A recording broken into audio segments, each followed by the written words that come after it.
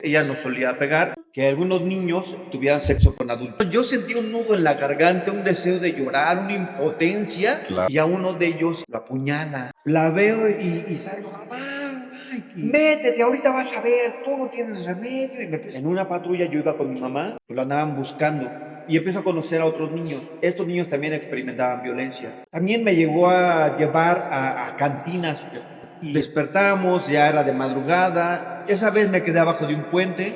De niño de la calle a escritor de libros. Quédate y exploremos la inspiradora historia de resiliencia y superación de José Mejía. Y juntos descubramos cómo nuestras decisiones pueden cambiar nuestro destino. ¿Dónde nace José? ¿Cuál es tu historia? Bueno, soy originario de Dolores Hidalgo, Guanajuato. Mm. Ya, soy el séptimo hijo de ocho. Y bueno, pues mi papá era ganadero y mi mamá era pintora. Yo conozco a mi papá después de que ellos se divorcian.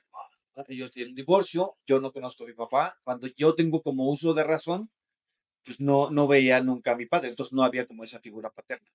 Y en casa, o sea, algo muy curioso, nunca se hablaba de mi padre, o sea, no decían, es que tu papá, o sea, no había esa palabra. No existía. No existía, o sea, nadie la mencionaba. Cuando viene este divorcio, unos hermanos se quedan con mi abuela y unos hermanos con mi mamá. ¿Pero tú cómo eras que de los más pequeños? Yo era el séptimo. Los mayores se quedan con mi abuela, con los tres más grandes que yo, y una hermana que es mayor que yo, que ella es la tercera, junto con mis otras hermanas, nos vamos con mi mamá. No sé exactamente a qué edad pasó, ¿no? Tenía como 5 años. ¿Vivías tú en Hidalgo? Sí, vivía en Dolores Hidalgo. Ujú. Ahí viví hasta cerca de los 8 años, pero ahí nací. ¿Qué te significó a ti vivir sin esta figura paterna? Mi mamá diario trabajaba, entonces pues nos dejaba en casa, éramos prácticamente niños, entonces nosotros nos divertíamos, pues era jugar, hacer, tirar muchas cosas. Mi mamá siempre decía que la casa debería de estar limpia y pues no había quien lo hiciera, entonces teníamos que hacerlo nosotros, pero no teníamos conciencia de eso. O sea, mis hermanos y yo, pues no teníamos conciencia. Lo que querían era jugar, Era jugar. divertirse, pasársela estupendamente bien. Entonces, cuando ella llegaba y veía como había un desastre, solía pegar. Solía pegarnos, Era muy común en esa época, ¿no? En nuestra generación, que la letra con sangre entra. de hecho, era una frase muy reiterada por su parte que Ah, decía, yo les pego porque los quiero corregir, ¿no? Entonces, ella nos solía pegar, bueno, sabes, con algún lazo o con algún cinturón, o sea, siempre empleaba algo, o sea, no era con la mano.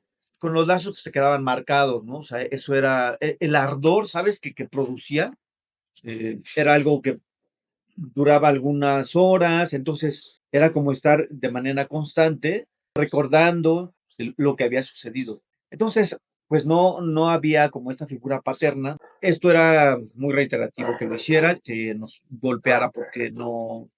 Y digo golpear porque no era, te pegué, o sea, como que te di una nalgada, o sea, no, era literal, ¿no? o sea, Golpear. eran unas tremendas golpizas. Sí, fíjate que había ocasiones que cuando yo iba a la primaria, me ponía un suéter, aunque hiciera calor. Mm. Y eso lo empecé a hacer porque la primera vez que me vieron las marcas en los brazos, otro compañero, pues él me decía, ¿qué te pasó? ¿Por qué tienes eso? Entonces yo sentí un nudo en la garganta, un deseo de llorar, una impotencia, Claro. porque me hacía recordar, Y porque estabas marcado. porque estaba marcado, pero por mi madre, ¿no? Ujú. Entonces, cuando él me preguntó, yo sentía una impotencia y ganas de llorar, que le dije que qué le importaba, ¿no? Porque no sabía cómo explicar, esto me lo hizo mi madre. Esa era una razón por la que yo incluso evitaba como mostrarme, ¿no? O sea, mostrar lo que me estaba sucediendo. No entendía cómo mi mamá. Podía llegar a esos extremos de Exacto. violencia. ¿Qué pasa después de eso? ¿Qué se va incunando en tu cabeza? Cuando este tipo de acciones suceden, yo estaba en primero de primaria y una ocasión me asomo en la puerta y veo que viene mi mamá y salgo a su encuentro, o sea, porque era mi mamá, o sea, Emocionado. además era lo único que tenía, o sea, no tenía nadie más, solo tenía mi mamá. Ella significaba todo. Entonces la veo y salgo, mamá, mamá, y, o sea, voy a su encuentro corriendo, ¿no? O sea, de repente dice, métete, ahorita vas a ver, tú no tienes remedio, y me empieza a decir cosas entre groserías. Y yo doy la media vuelta y me regreso igual Corriendo. corriendo, ¿no? Y sí, me empezó a golpear muy fuerte. ella argumentó que mi vecino le había dicho que yo le había echado arena a su ventana y demás, ¿no? Yo no recuerdo haber hecho eso. Entonces, mi hermana se metió en esa ocasión a defenderme, mi hermana mayor. No sé, mi hermana debió tener como 10 años, ¿no? Sí, Más o menos. Y se metió a defenderme y también le le tocó igual. tocó, sí, igual. Entonces nos amarra con las manos hacia atrás y los pies igual hacia atrás, a los dos, ¿no? Y nos deja en la cocina. La cocina se podía cerrar con llave y así lo hizo. Se nos dejó encerrados en la cocina y estábamos en el suelo. Ya estando solos me dice, ¿qué le hiciste? ¿No? Dice que yo le metí arena al vecino, pero pues no me acuerdo. Pero esa fue la razón por la que nos pegó. Y la recuerdo mucho porque esa ocasión yo tomé una decisión. Era un niño, o sea, era un niño. Había salido de primero de primaria. Y entonces mi hermana me dijo algo chistoso para mí en ese momento y me dijo, oye, ¿no te gustaría irte con mi papá? Y yo le dije, ¿tengo un papá? Es que no sabía, yo no tenía una concepción de que tengo un padre, ¿no? Ujú, O sea, no se hablaba en casa de que había un papá o de que claro, tenía mi papá. claro. Entonces ella dice, sí, él no pega, ¿no? Entonces eso era como algo atractivo. Ah, pues sí, sí quiero ir. Mi madre se iba muy temprano a trabajar, en la mañana pues nos desata y nos dejó toda la noche y esperamos que se fuera. Ella me dice, te vas por esta calle, imagínate un niño cerca de 7 años, toma una decisión de irse por primera vez de casa y me dice cómo irme y cómo llegar a la casa de mi padre. Entonces yo emprendo eso y me voy con mi padre. Y a la casa que llegué, Vivía en la misma ciudad. él igual vive en Dolores Hidalgo. Ujú. Yo emprendo el camino, pero la casa donde ella me mandó era la casa de la abuela. Pero mi Ah, padre pues ya estaba casado, o sea, ya tenía otra pareja. Y entonces yo llego a la casa de la abuela, alguien que tampoco conocía. Y lo más sorprendente era de que yo tenía otros hermanos. Yo no sabía que tenía otros hermanos. o sea, tu mundo en ese momento, a los 7 años, es yo solamente tengo estos cuatro hermanos y esta mamá. Exacto. Otros dos hermanos vivían con mi abuela. El hermano mayor, en ese tiempo, él estaba en prisión.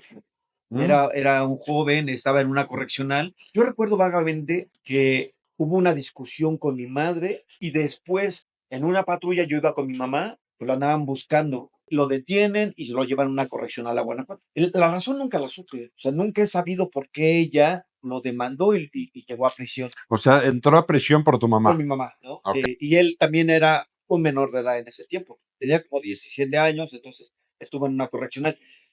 A él sí lo ubicaba, pero como pronto se fue porque llegó a la correccional, no convivía con él, o sea, no Claro. tenía un vínculo. Entonces, yo llego con la abuela, conozco a estos dos hermanos, conozco a mi padre y empiezo a vivir un tiempo con mi padre.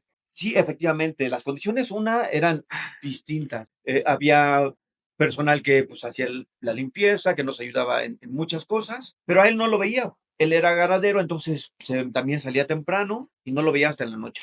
O sea, no tenía una convivencia con mi padre. Pero tratabas con su nueva pareja Sí, y convivía con su nueva esposa y ya él ya tenía unos hijos pequeños, mm, entonces convivíamos, pero yo no me sentía parte, o sea, no sentía esa conexión con mi padre, o sea, no había una identidad, no había un qué sentido de fuerte. pertenencia a ellos, ¿no? Como a los 8 meses decido pues, regresarme con mi madre. ¿Y qué Des- te llevó? Porque la percepción que yo tengo es, tú de repente estás pasando hasta cierto punto un infierno, porque si bien tu mamá te pudo haber amado, pues estos castigos que ponían eran casi que tortura, o sea, amarrarte y dejarte toda una noche en una cocina en el frío, me parece terrible. Eso te lleva a cambiar de casa. Y después, ¿cómo, a pesar de que no hay tanta violencia, por lo que entiendo, en esta nueva casa, tú decides regresar con tu mamá? ¿Qué te mueve? Sí, no había violencia, ni verbal, ni física. No había una conexión tampoco con la esposa de mi padre. Había como acciones de indiferencia porque Mm, no había un vínculo. claro. Entonces prácticamente yo convivía con los empleados de mi padre. Era con quien convivía. No convivía con mi padre. O sea, yo no me sentía parte de ninguna familia. Yo decido regresarme con mi madre. ¿Buscando una conexión a Brasil? Fíjate que esa es una gran pregunta. Creo que más que buscar una conexión, yo no sentía una conexión con mi madre. O sea, no había como tal, derivado de todos estos conflictos, cuando en algún momento ella fue todo para mí, en algún momento se rompió.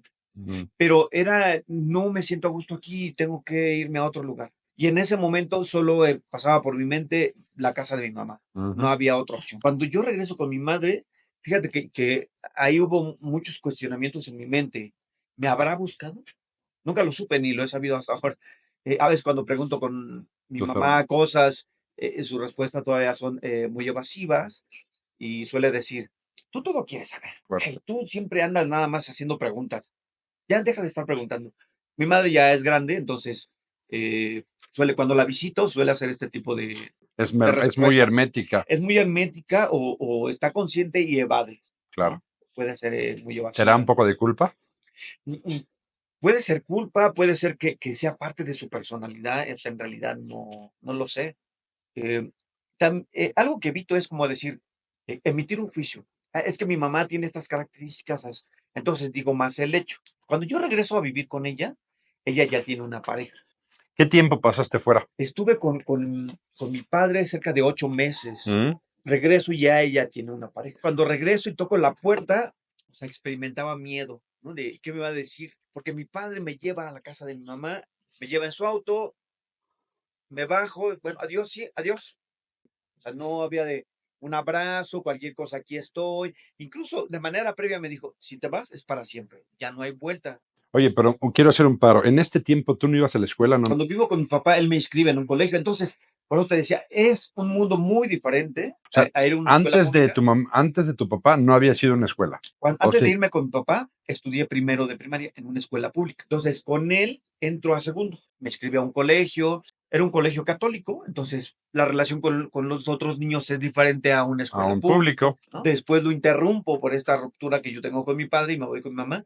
Interrumpo mis estudios en ese ciclo escolar. Ok, entonces, perdón. Ya tu papá llega, abre la puerta del coche y te dice, nos vemos, hijo. Sí, fue así literal, ¿no? Adiós, adiós. O sea, no había, yo no sé si en algún momento se generó un vínculo padre-hijo, hijo-padre, o sea, no lo sé, no teníamos mucha convivencia, era prácticamente en el desayuno y en la cena, Mm. no había mayor interacción, Y tampoco es que platicaran mucho, o sí, al no, menos. no había mucho diálogo, o sea, en realidad el diálogo era, ¿cómo estás y cómo te sientes? O sea, para igual responder monosílabos bien, no, sí, bien, gracias. No había un momento en el que, oye, ven, quiero platicar contigo, ¿cómo te sientes? ¿Extrañas a tu mamá? Ujú. Y de ahí, ¿cómo das el brinco? ¿Cómo decides otra vez salir de esa casa? Sí, la violencia no dejó de existir, la violencia era algo permanente. A veces, pues, cuando ella me golpeaba, yo ya corría, ya rebasaba los 7 años, ya estaba un poquito más ágil, entonces, pues me brincaba la puerta y salía de la casa porque siempre cerraba la puerta con llave. Ya. Yo entro nuevamente a segundo de primaria, pero regreso a la A la pública pública, exacto. y empiezo a conocer a otros niños. Estos niños también experimentaban violencia. Y un día, uno de ellos se llama Juan, y nosotros le decíamos Llanta, no recuerdo por qué, pero así le decíamos Llanta. Entonces él me dice, oye, ¿no quieres ir al mercado? Vamos a dar una vuelta. Y pues sí, pues mi mamá no estaba en la casa, entonces terminaban las clases, yo me iba con él al mercado. Y me empezó a gustar porque él solía decirle ahí a lo de los, oye, me regalas una manzana, me regalas una naranja, y nos daban una manzana, o sea, no había como de, no, ¿cómo te voy a regalar algo, no? O sea, nos Les daban así, compartían. sí, o sea, y era algo muy sorprendente. También me llegó a llevar a cantinas, fíjate, y entonces estaba así la mesa, la cantina y los hombres tomando, y entonces él les decía, oye, ¿me regalas tu botana? Y pues a veces pues era un caldito o un guisado o algo, ¿no? Y pues ellos estaban tomados, no sé si por culpa, por sus hijos, decían, sí, tómala. Y yo decía, oye, qué rico sabe esto, ¿no? O sea, era como, pues es fácil, o sea, no es conflictivo llegar a una cantina y pedirle a alguien, ¿no? Ahí empecé Ah, a conocer a era otros común. niños que entraban y yo le preguntaba a la llanta, ¿no? Oye, ¿y ellos qué? Pues ellos viven en la calle. ¿En serio viven en la calle? Sí. Luego se duermen aquí y él también conocía muchos lugares para dormir en la calle. Un día, yendo igual con Juan, ya conociendo a otros niños que viven en la calle, dicen, oye, fíjate que en la noche va a haber un baile, vamos a ir a vender chicles ahí, ¿quieres ir? Y yo, pero yo no tengo nada. Yo te presto, yo ¿Para te que presto. compraras la caja de chicles o? Ajá, o sea, ellos me prestaban para comprar y yo podía venderlos y ya ganaba. Pero eran niños que ya había conocido no sé, un par de meses que diario me iba con Juan y íbamos al mercado, íbamos a las cantinas. Y no solo era como pedir de comer, a veces le decían, ¿me regalas una moneda? Y había gente que sí, te daban un peso y digo, pues un peso en los 80s, O Funcionaba. sea, pues, muy bien, ¿no? 82, 83 era genial traer un peso. Y veía como una oportunidad de decir, oye, eso está genial, ¿no? Es fácil, entre Es comillas, es fácil, fácil. es fácil. Oye, dime, ¿y esta relación con estos nuevos amigos, con Juan el Llanta, con estos otros chavalillos, te daban esa permanencia que tú no tenías? Ese sentido de Ese sentido de pertenencia. Es un pertenencia. sentido de pertenencia porque ellos vivían en calle y Juan me comentaba, no, pues es que él lo golpea mucho su mamá. Yo no le decía a Juan, mi mamá también, ¿no? Entonces yo empecé a interactuar más con ellos, empiezo a convivir. Había momentos en que ya no esperaba que Juan quisiera ir, yo me iba solo. Un día decido, este día que me invitan Los al baile, chicles. a vender chicles, decido ir y era en la noche, ¿no? Pues ya no regresé a casa. Y despierta el miedo en mí de, si regreso me va a pegar, ¿no? Y entonces, pues, despertamos, ya era de madrugada. Esa vez me quedé abajo de un puente. Había un lugar en el mercado que vendían barbacoa muy temprano. Entonces íbamos y digamos, oye, ¿me invitas a un taco? Ajá. Pero fíjate algo curioso. No le pedíamos a los hombres porque los hombres en la cantina sí nos daban, pero los hombres en familia no. Es decir, si íbamos a una fonda o a un restaurante, no nos daban los hombres, entonces le pedíamos a las mamás, o sea, a Pero las señoras. es muy interesante que tú a esa edad ya empezabas como a analizar psicológicamente cómo obtener lo que tú Sí, necesitabas. y a quién pedirle, a quién no, ¿no? Ujú, Entonces, solo le pedíamos a la señora o a la abuelita, ¿no? Que ujú. estaba ahí y ella sí nos daba. De esa manera yo empecé a alimentarme en la calle, empecé a quedarme ahí. Me empecé a quedar en la central de autobuses de Dolores, o abajo del puente, o a veces nos quedamos en un estacionamiento. Este hombre que nos dejaba quedar en el estacionamiento conocía a otros, y cuando él llevaba a unos chicos, si yo iba solo, no. O sea, solo al que él conocía. No, claro. Después desperté muchas sospechas, ¿no? Porque solo cuando él iba y cuando Ujú. íbamos a otros, pero él no iba, no nos No dejaban dejaba quedar. entrar. ¿No? Entonces, esa fue como el inicio de yo ya no regresar a casa. O sea, la noche del baile fue tu última noche en Sí, casa. una noche anterior, esa noche ya no regresé. Y fíjate que yo pedía incluso dinero en el cine. O sea, en la taquilla, en ese cine la taquilla daba en la calle. Ujú. Entonces me paraba en la taquilla y había quienes sí pues, me regalaban una moneda. Entonces, de esa manera me permitía subsistir, ¿no? Juntaba dinero para comprar y si no juntaba dinero, pues iba y Lo pedías. pedía comida, ¿no? ¿No te daba miedo? ¿No No, no, sentías como miedo, como no lo quiero hacer, no lo sé? fíjate que al contrario, para mí despertaba seguridad, el andar en la calle con otros niños y que yo no había experimentado ningún riesgo, o sea, no estaba siendo violentado físicamente. Y eso era algo genial, eso me daba como hasta cierto punto tranquilidad, que no estaba siendo golpeado. O sea, preferías vivir en la calle que ser golpeado en tu casa. Preferí, hasta ese momento no experimentaba yo ningún tipo de violencia. Ok.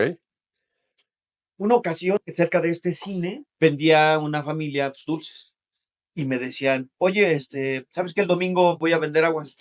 Si quieres me ayudas y pues, te doy unas monedas. Y yo dije, pues está bien, porque además me daban de comer, me daban unas monedas. Y ocupabas tu tiempo.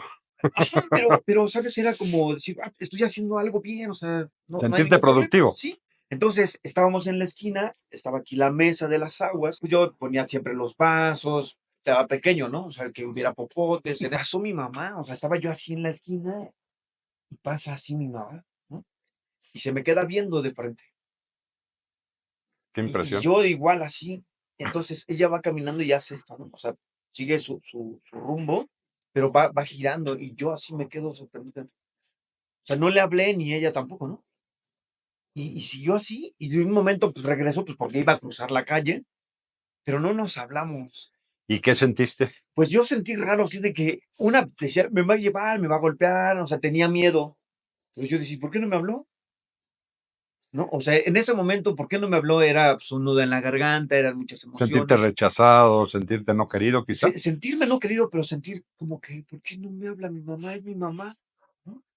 No sucedió y entonces yo me quedé así como privado, ¿sabes? Porque, o sea, no podía concebir que mi mamá me ve y de todos modos se aleja. Y ya yo tenía algunos meses ya viviendo en la calle, y esa es una experiencia que recuerdo mucho de nuestro encuentro, ¿no? Tuvimos un encuentro y fue el último y no nos hablamos. O sea, y me recuerdo también lo que pasó cuando mi padre me deja con mi mamá. Adiós, adiós. Esas acciones son rechazo, es abandono. son heridas muy fuertes que te dejan marcado, ¿no? Sin Te lugar a marcan dudas. demasiado, eh, más que pensar de, no me quiere, ¿por qué me trata así? ¿O por qué no? ¿Por qué es de esta manera? Es lo que yo pensé es, me va a abrazar, pero no lo hizo. ¿Y por qué no me habló? O sea, en ese momento yo no tenía el conocimiento para decir, me está rechazando. O sea, no lo pensaba de esa manera, Pero ¿no? inconscientemente, tal vez. Es un sentir, es inconsciente, y esa es la afectación que vive un niño. O sea, el daño queda ahí marcado y te marca durante muchos años si no lo trabajas. De repente hay cosas que sucedieron como estas, entre otras, que yo evité ya de adulto emitir el juicio. Y eso pues, lo fui aprendiendo porque quizás si yo me hubiera dedicado a emitir juicios, entonces yo tendría mucho más conflictos, ¿no? Me sería mucho más complicado relacionarme. Yo sigo mi vida en la calle. A veces me quedaba con esa familia. ¿De alguna manera te adoptó la señora que vendía las aguas? Me acogió, me cobijó. Pudo haber sido una familia de acogida porque ocasionalmente me quedaba con ellos, sobre todo de sábado para domingo. Si quieres, quédate en la casa y el domingo nos levantamos temprano y Y metemos. vamos a... Y pues me daban ropa, me daban de comer y yo decía, sí. Sus hijos pues, eran ya pues, adolescentes y otros jóvenes, entonces eran mayores que yo y eran pues muy amigables Ah, te conmigo. trataban bien. Incluso pues su casa era muy grande y dibujaron una cancha De de fútbol. voleibol Ah, y jugábamos voleibol, entonces como que era algo así de muy unidos, o sea, muy de familia. De repente surgió algo, porque ahí en Dolores Hidalgo es un pueblo que es tradicional, que venda nieves. Entonces, muchos turistas llegan y compran nieves.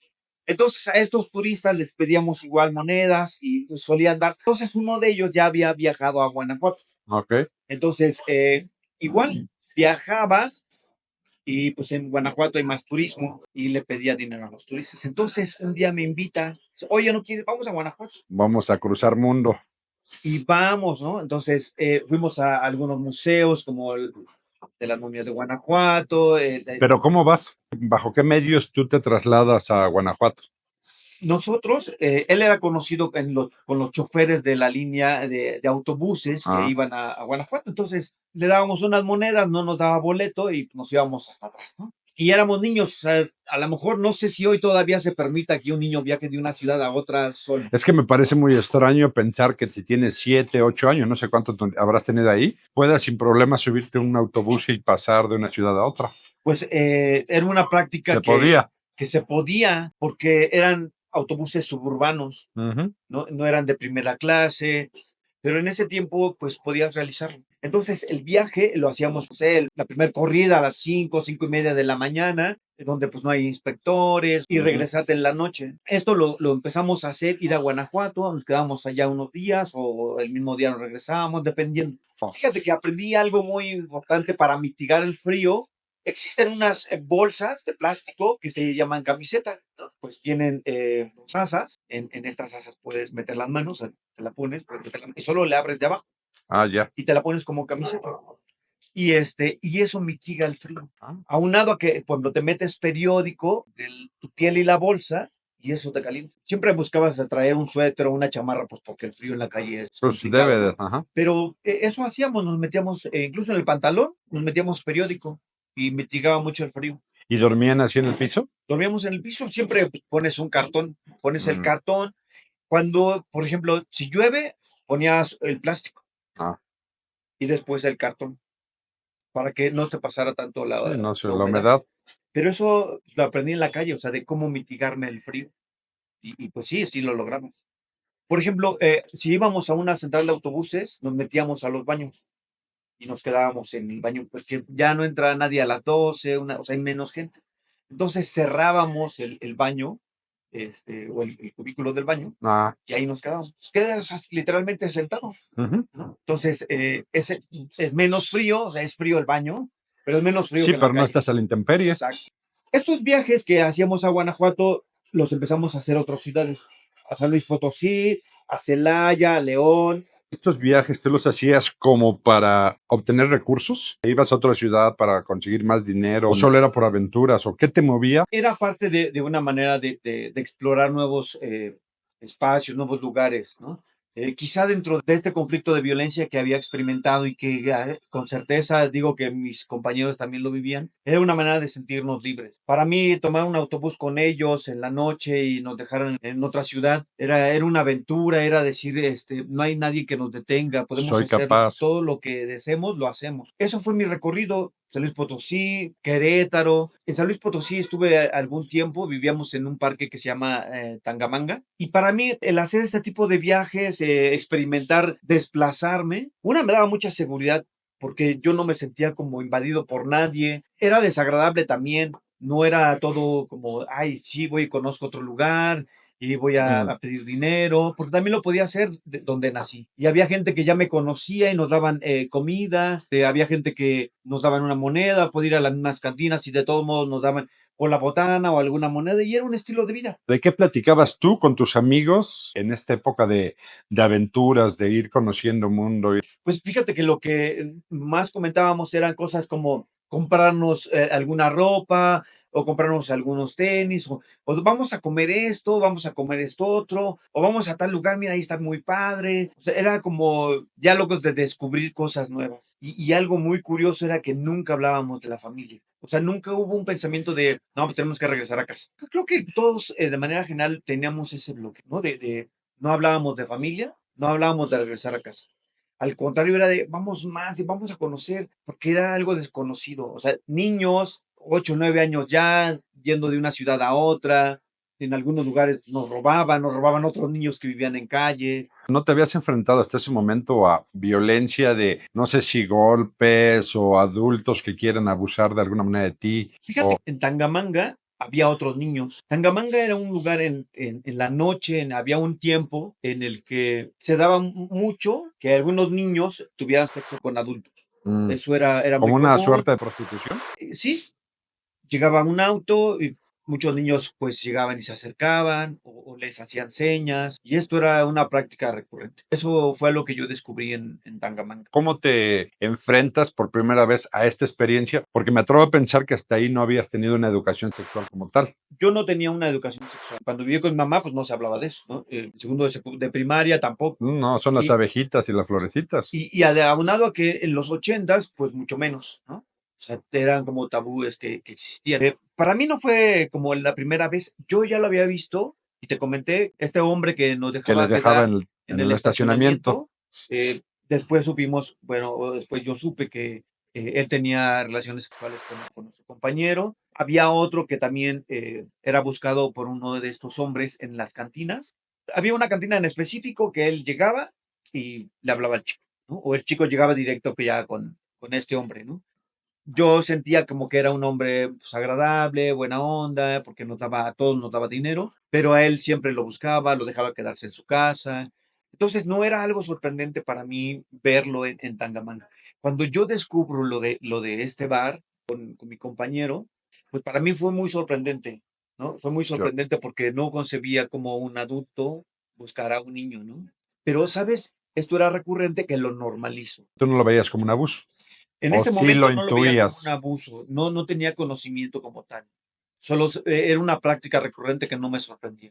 Fíjate que de ahí nos fuimos a vivir a Querétaro, pues íbamos como 8 más o menos, ¿no? Ya eran una tribu. Ya, sí, ya éramos varios, llamábamos ya la atención y estuvimos en Querétaro algunos meses. Ahí fue cuando hubo esta ruptura. Unos decidieron ya regresarse a Dolores, porque pues, eso fue su decisión y los otros decidimos venirnos a la Ciudad de México. Cuando hubo esta propuesta, que y si nos vamos para allá, ya es grande y vamos a conocer más gente y podemos pedir más dinero. Para nosotros tener algunas monedas era ya Sí, algo ya estabas grandioso, lográndolo. Ya era algo conseguí dinero, grandioso. eso es. Ujú. Y no era porque consiguieras dinero y tuvieras un plan, solo era pues poder satisfacer tus necesidades, ¿no? De ese día. En ese momento tú no planeabas, yo quiero ser de grande algo. ¿Vivías el día a día? Vivía el día a día, no había un plan, no había una proyección, no pensaba nada, no pensaba este es mi destino, no pensaba voy a dejar de vivir en la calle, nada. Ahí en ese momento cuando hay esta propuesta de venirnos a la Ciudad de México, pues unos deciden que no. Creo que podría decir hoy que fue de mis primeras pérdidas que yo tengo con estos vínculos. Ahí fue en esa ciudad donde uno de mis compañeros como éramos ya varios, llamábamos la atención y también de otros chicos, pues luego teníamos discusiones, ¿no? Y a uno de ellos lo apuñala, Otro chicos, grupo de sí, otro grupo de muchachos. chicos de ahí de Querétaro. Qué fuerte. Él tenía, no sé, como 15 años, era uno de los mayores, más o menos, ¿no? Llega una ambulancia, se lo lleva,